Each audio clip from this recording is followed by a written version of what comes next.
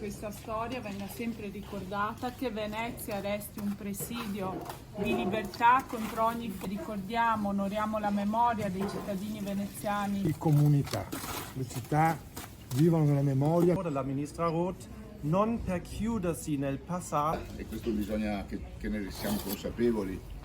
Non possiamo compensare i delitti della storia con altri delitti, con altri crimini. Della giornata della memoria sono i mini... Che è nato il 20 luglio del 1870.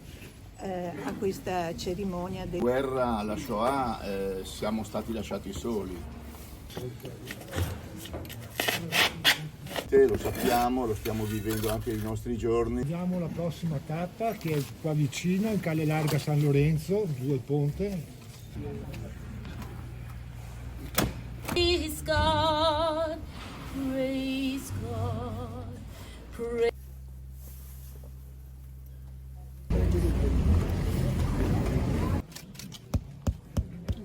5 e 6 dicembre del 43, incarcerati.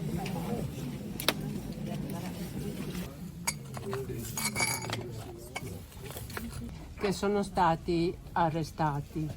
Di questi